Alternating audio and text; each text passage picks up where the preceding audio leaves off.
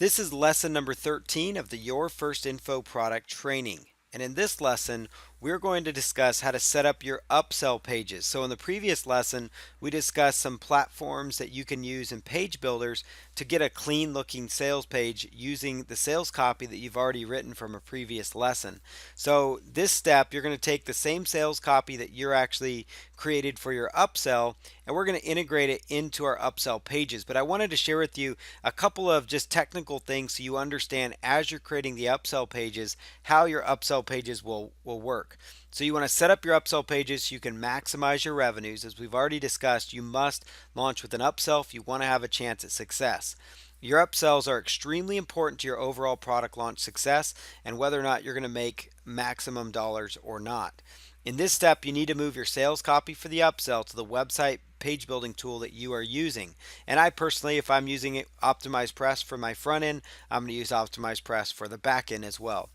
It's very important that you also use a no thanks link that leads on to the next page. And I'll show you an example of that. So as you're building these pages out, make sure that you link to the next part of your funnel, which maybe is the second upsell, or maybe it's to the end of the funnel where they can download the front end product at that point.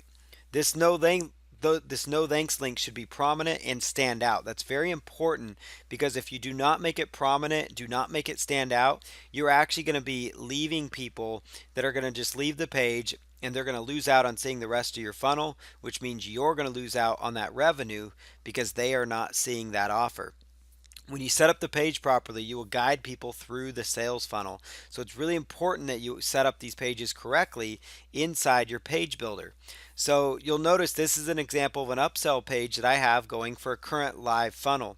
So after people purchase the product, they're taken to a page that looks like this, where we talk about I can get a license to resell this product. So there's my product there.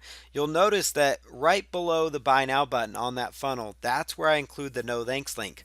When they click on that no thanks link, they are then taken directly to the next page in the sales funnel. And I like to include it below the buy now button. Even if I have multiple buy now buttons, I will include that no thanks link multiple times.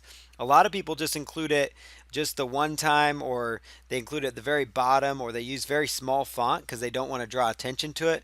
It's actually quite the opposite. You want to draw that attention to it because you want to make sure that they click on that instead of exiting out, because if they exit, they're not going to see the rest of your upsells if you have several upsells in place.